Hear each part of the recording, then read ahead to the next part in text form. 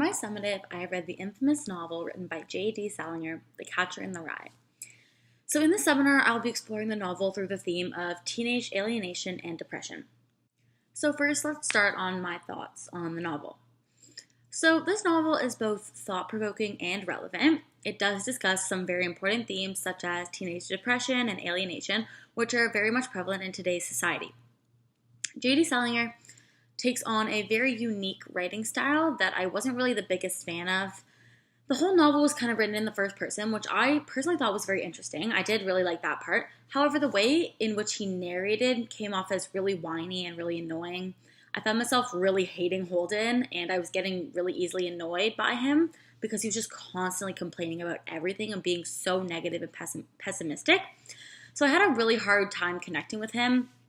I personally struggle as well with mental illness, and I've never known what it's like to not have the support that he doesn't have. But I also think that he is just unrealistically pessimistic, and he fails to see the beauty in life, which I think that's really, really sad. And I can't really relate. So when he constantly complains about everything, I get really annoyed. So his pessimism and quick judgments quickly annoy me. And I also found the plot of the story really intriguing, so that was good. But the annoying narrative just really, really ruined it for me, and it was quite an offset. A little bit about J.D. Salinger. So he was born and raised in New York City, which is where some of the story, most of the story takes place. He wrote this novel, The Catcher in the Rye, and one other novel. However, it was The Catcher in the Rye that really propelled him into fame. So this novel was seen as ahead of its time because at the time when it was published, it wasn't really customary to talk about depression and anxiety, alienation from society. This was a very new thing to talk about, and so it was seen as kind of a controversial piece of literature, and Salinger definitely received his fair share of heat when it was first published.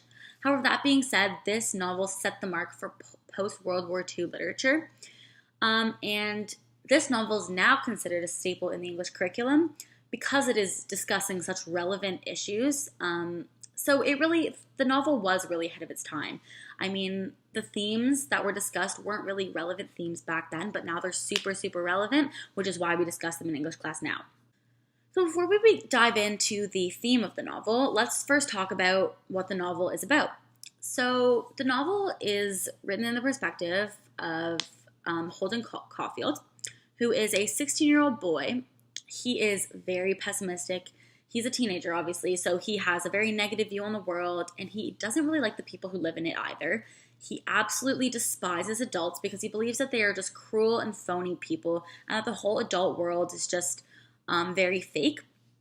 However, he is very, very fond of children, his sister Phoebe in particular, and he believes that they embody innocence and the truth. At the beginning of the novel, Holden gets kicked out of his 4th prep school, and he decides to leave early. He can't go home because his parents will be really mad that he got kicked out, and he doesn't want to worry his mom. So he wanders around the city for a couple of days. So the novel takes us on Holden's journey through the city, and it lets us in on most of his intimate thoughts, which sometimes are quite dark and quite scary. Holden clearly struggles to deal with the fact that he's growing up, and he's really afraid of the adult world. He's also super unable to cope with the death of his little brother, Allie. And that is a major concept in the book. This and many other factors, including Holden's erratic behaviors, lead us to believe that Holden is struggling with some sort of mental illness. He winds up back at home at some point, and we get the impression that Holden is now narrating the story from some sort of mental institution where he is receiving help. Many major themes discussed in this novel, mainly those being the loss of childhood innocence, teenage sexuality, rebelling against authority, mortality, phoniness, which is basically Holden's word for fake, how the world is very fake. But most importantly, it discusses the theme of teenage alienation and depression, which is a theme that I chose to talk about today. So let's just begin by talking about what alienation and depression are. So the term alienation means to be isolated from a group. Teenagers often feel alienated from society because children see them as old, so they don't really fit in with the child crowd. However, adults see them as kids still, so they also don't fit in with the adult crowd. They are often mistreated under the premise that they are not yet mature, but this is wildly untrue. Teenagers although they are sometimes immature, this is true because they are learning how to be adults, but they are fully capable of interacting with the adult world when they're given the opportunity. However, many adults view teenagers as moody and immature and don't really give them the opportunity to prove themselves. Teenagers also have the tendency to alienate each other as well as themselves. The teenage years are a big time for discovering who you are and trying to figure out how you fit into the world. And when you're going through that phase, it's often really confusing and it can cause people to exclude others because they can think that they're weird or they just don't fit in with their group. But it also leads to people becoming aloof because they feel that they're different and they're ashamed of who they are, which is really sad and unfortunate because, everyone fits in somewhere. But the teenage years are very confusing and it's very hard to go through that. Now let's talk about depression. So the word depression can mean different things to a lot of different people, but the symptoms, are sometimes similar, sometimes different. Again, it's a very, very open word. So the symptoms come in a variety of shapes and sizes, but in general, it's just an overall feeling of sadness and it's a decline in your mood. It can affect your appetite, your sleeping patterns, your stress levels, as well as a number of other factors in your everyday life. But basically, when you are depressed, it affects how you live your everyday life. And the rate of depression in teenagers has actually drastically increased since the publishing of this novel, which is why it has become so relevant today. The symptoms of depression can often go unnoticed because people can hide how they feel. However, just because you can't see it doesn't mean it isn't there. So we have made it to my thesis, and my thesis is the novel, The Catcher in the Rye, written by J.D. Salinger, explores the theme of teenage alienation and depression through the protagonist, Holden Caulfield. Throughout the novel, we are aware of his struggles, and it is clear that Holden is not receiving the kind of support he needs from his teachers, friends, and parents. So, diving right on in, let's talk about Holden's teachers, in particular Mr. Spencer and Mr. Antolini. So let's start with Mr. Spencer. Mr. Spencer is one of Holden's teachers at Pensy Academy, which is the school that he has just been expelled from. So before leaving for Christmas break, Holden decides he wants to go visit Mr. Spencer. He wants to say goodbye. But Mr. Spencer does nothing but scold Holden for his lack of effort in school and for his low grades. Holden was failing 4 out of 5 of his courses at school. And this seems to be kind of a red flag to me. And rather than scolding Holden, maybe Mr. Spencer should have been asking what was going on in Holden's life.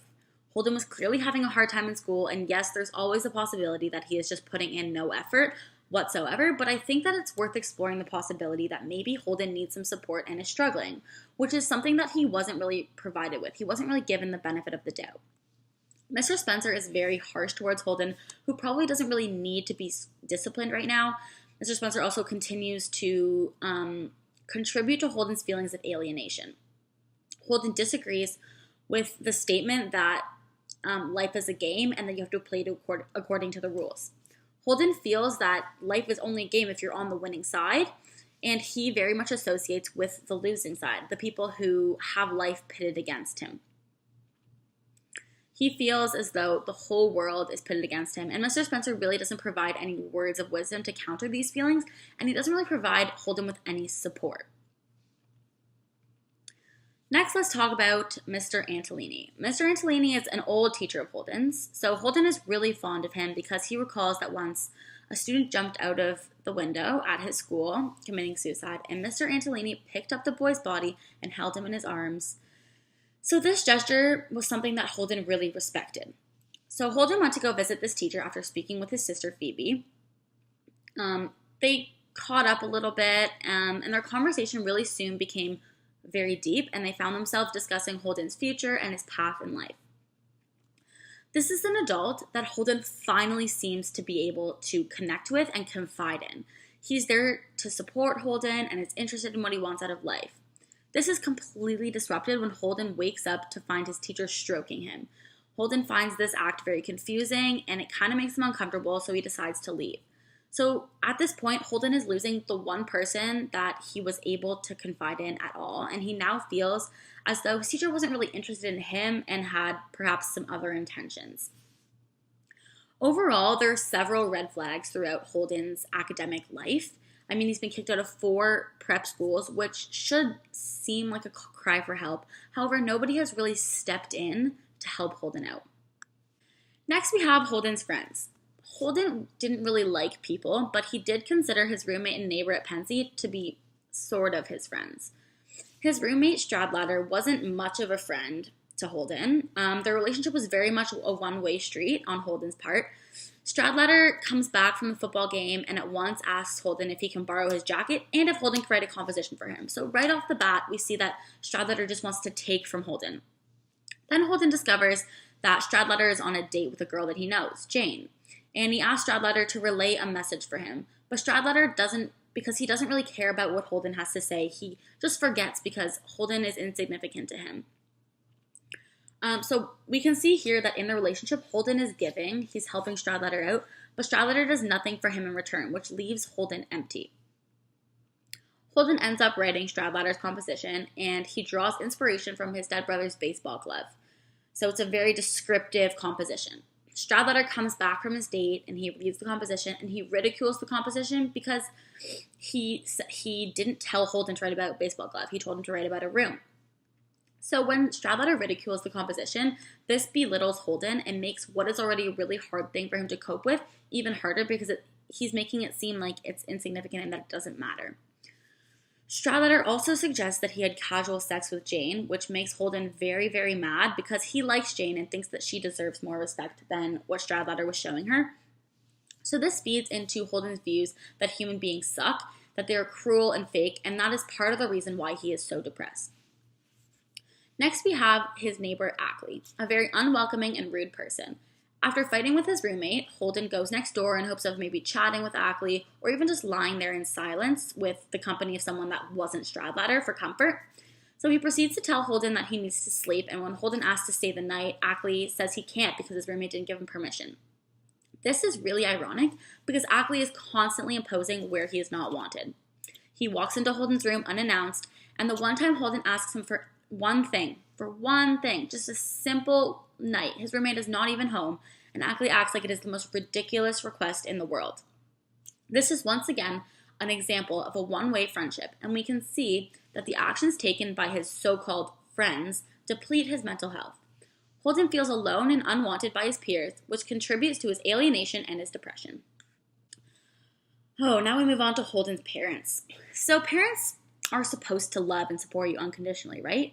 But it seems as though Holden's parents won't even give him the light of day. His father is a very successful lawyer who sends Holden off to prep school.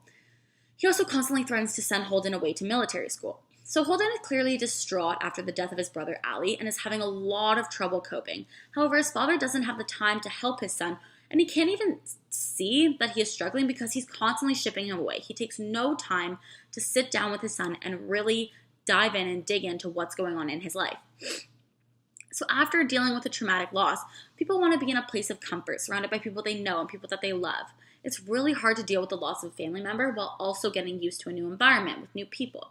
This leaves very room for healing and processing, which is another thing that contributes to Holden's depression. Holden's mother is no better than his father.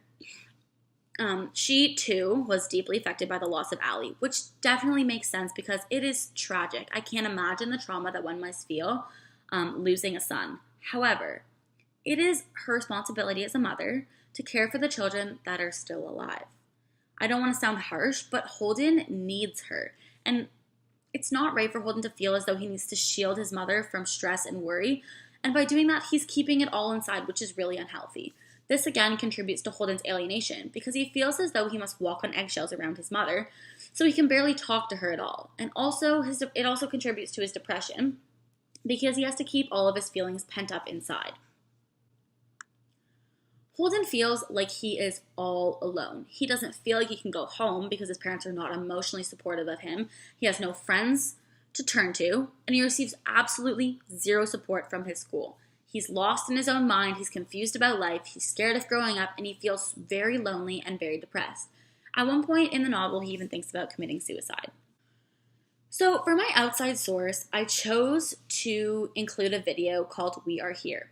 Now this video is a video that is very close to my heart. It was made by a friend of mine named Hayden Salter. The film contains the stories and struggles of teenagers in grades 11 and 12 from my school. The aim of the video was to show that it is impossible to see the struggles that people face because, unlike an open wound, mental struggles cannot be seen. Many people who told their stories described depression and feeling alienated from their peers because they felt like no one would understood. The goal of the video was to show people that they are not alone.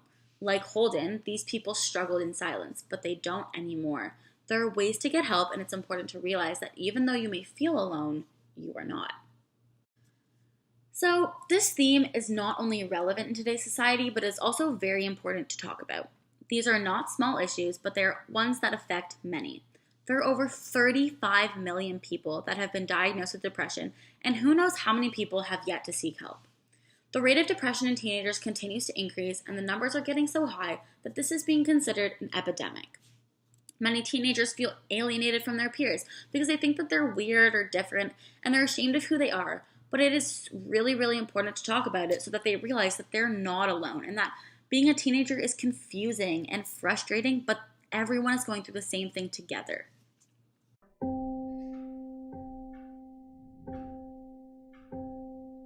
I feel like I haven't been in the right mental state. It was just a point in life where I realized, like, maybe I'm struggling with something. I started to feel anxious at the end of primary school, like grade 5, grade 6. I've had anxiety ever since I was younger. I think a huge aspect of it was, like, biological. Like, my mom has it, her mom has it, anxiety, depression, just like Janet. When I started to, like, feel my symptoms, I was like, these aren't real. This doesn't matter. This isn't something that's happening. Because I felt like I was pegged as the person who was supposed to be super strong. I started falling into anxiety and depression, and it just slowly crept up on me. I started feeling sad all the time, and doing things that I was normally happy doing just seemed like a chore to me instead of something. I was diagnosed with social anxiety, depression, and suicidal ideation.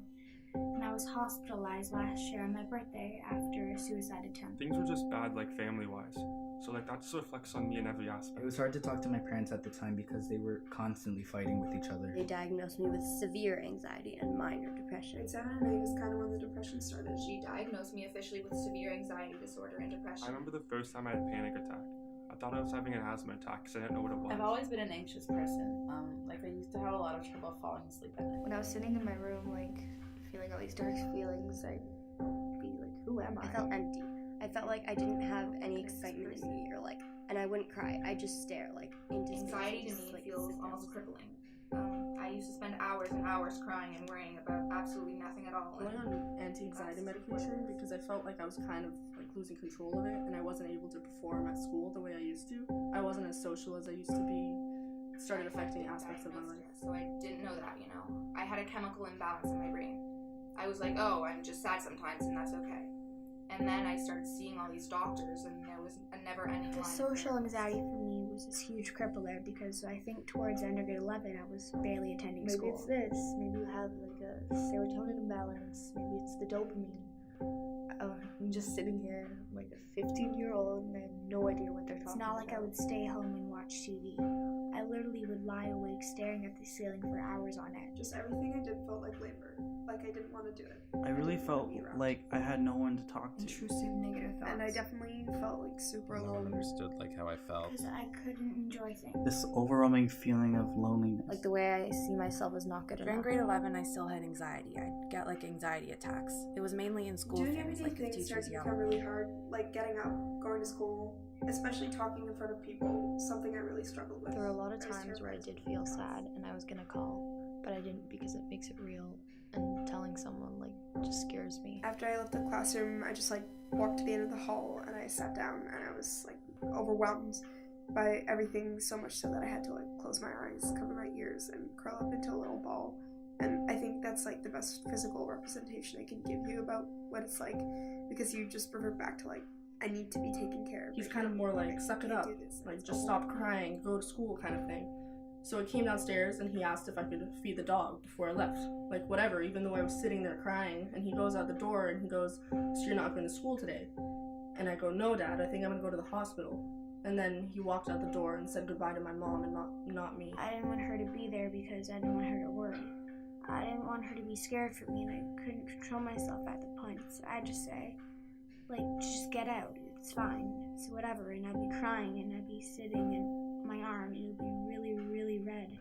I wouldn't let her near me or hug me, so she would just sit by my door and wait it out until I stopped. I was going to see the triage nurse, and she's like, okay, what's wrong with you? And I was like, I honestly have no idea. And then I got to the side door, and I remember I like stood there and I was gonna open the door, and then I was still like breathing heavy, and then out of nowhere I just start falling, and my legs like gave in, and I fell onto one of the cement barriers in the parking lot. Just like, because it's hard to make other people understand what exactly is happening in your head. I can't put everything into words, and so like, if I were to try and tell someone, what do you even say? Like, hey, I'm not okay.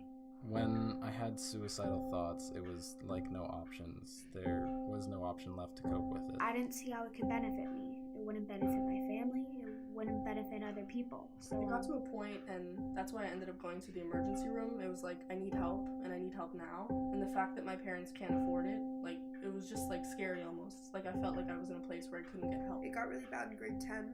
I was like cutting myself pretty badly. I would like burn myself.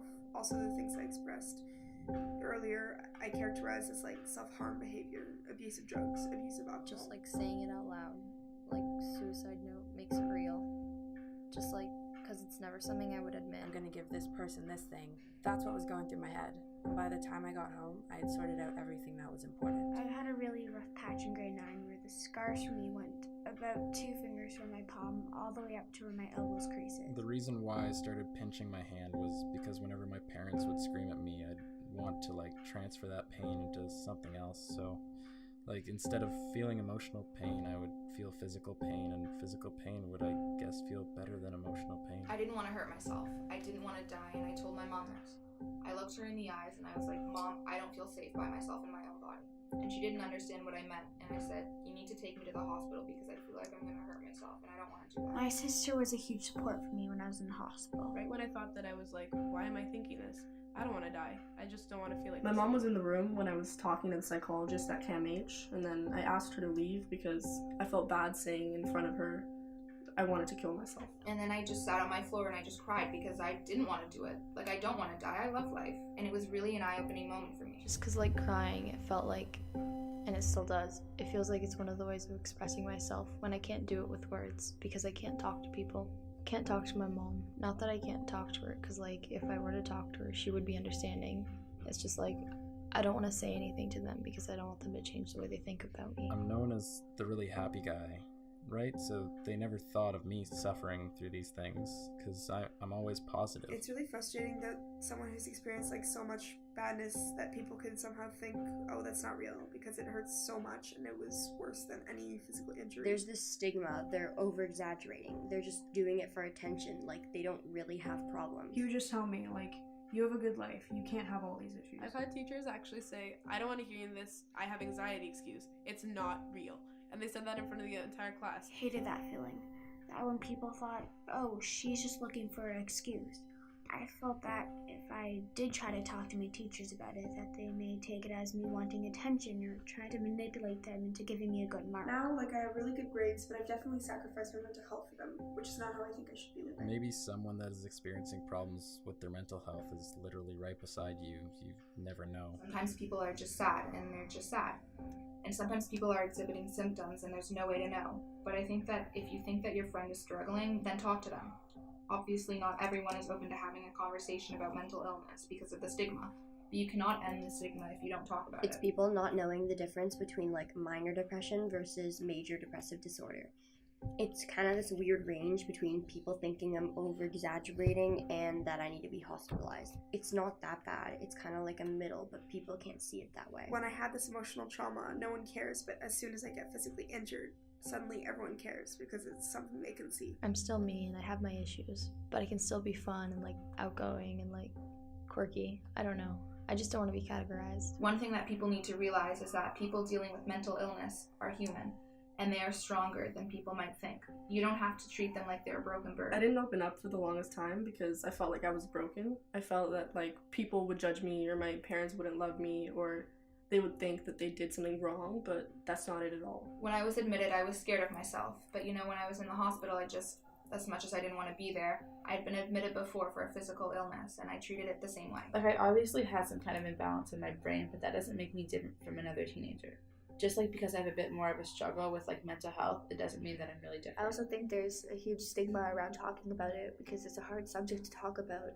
There's a lot of ignorant comments out there about mental illnesses. So as long as you're mindful about what you're saying, it's okay to talk, and it's really important to talk about it. I told my parents that I felt really lost, that I didn't really recognize myself anymore. I didn't know who I was and I needed help, serious help.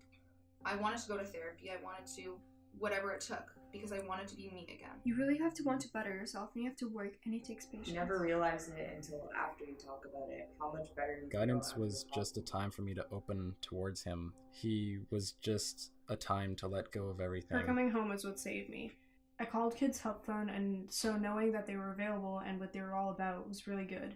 And I knew that they were anonymous. The summer was just like the biggest help. Just like having the medication and the summer to get away from everything. So do what you love, do what makes you happy, because that's all you can ever want. And then we really started talking a lot, like around the third or fourth time. And then when I started to realize that I actually liked going to therapy. The school has been understanding. Like, I get extra time on tests, I get reminder sheets on tests. I went to her after class and told her my experience and said I feel very uncomfortable when I take tests. I get extreme anxiety. Is there any way I can please take the test in the hall? And she said yes. That made a huge difference, and my marks went up drastically. Once my parents got involved in it, got so much better. My personal thing is to get through it by doing things that are gonna like make me happy. So I run and play hockey. I just like feel so much better after that. You just come out of it, like the endorphins are running, you just feel so much better, or like just hanging out with friends or listening to music I like. I had like a lot of support from guidance. There's also like the school social workers who are really helpful. I've always been lucky that I've realized that I need to like get help. My dad was actually the guy who's emotionally distant all the time. He sat beside me and he held my hand. He was like, "You are so brave." In that moment, I realized like my depression and anxiety aren't me. I am myself, and I have anxiety and depression. And one day I will get over it. I can be me, and I can have anxiety and depression, but that's not who I am. It really helps just talking to someone, even if it's not about your emotions, just about anything. And so having that support from the school has been extremely helpful. I've just been feeling better. I have a lot of good friends around me now. I didn't know anyone else felt that. Just like knowing that you're not alone and that like it's a safe space to say what you can really see. Other people are feeling the same thing. It's really like I'm not alone. My mom even told me, she's like, "You seem happy." And that was all I ever wanted to hear, because that was all I wanted to do to be happy. As soon as I started to like my therapist and have a connection with my therapist, like it wasn't a chore anymore. It was something that I wanted to do to get better. I feel like so lucky to have amazing people in my life. Like whether they know what I'm going through or not, it's just so great to be with them. It didn't feel as like close to me, and I have a few friends going through similar things, and now I'm able to talk to them and open up. My story, I don't know, while it's sad to me, at the same time I feel like I'm a survivor and that I'm thriving, so I feel really proud of how I've gotten to the place where I am right now. Some people feel like because I struggle with mental health that they don't really know how to help me, and I don't think they realize that just spending time with me, like small things, help me extremely. I didn't want to make my friends sad, but after they were just really supportive.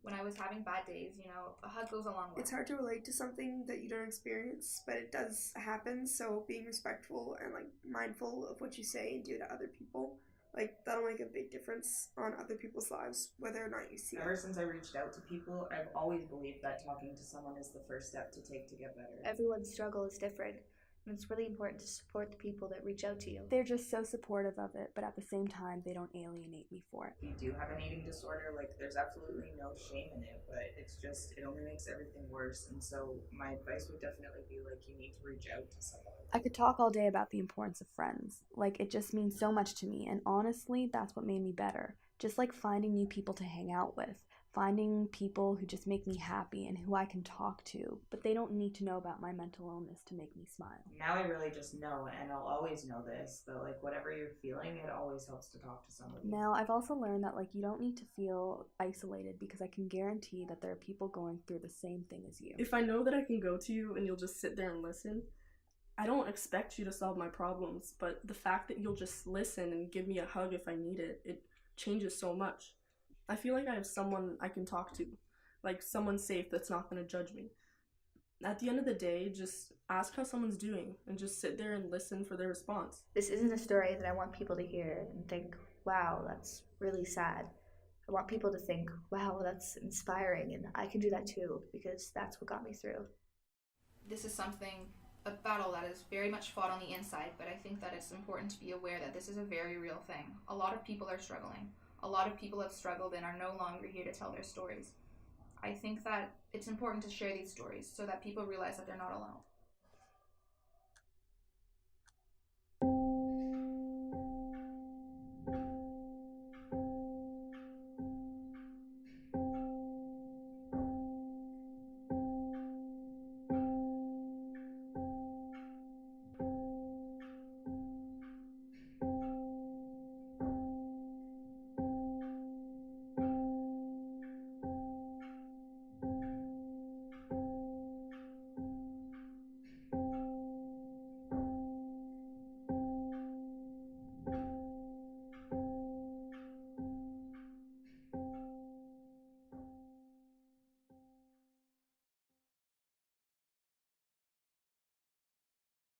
In conclusion, it is often said that those who smile the brightest hurt the most, and it's impossible to see what someone is going through beyond the mask that they wear to face the world.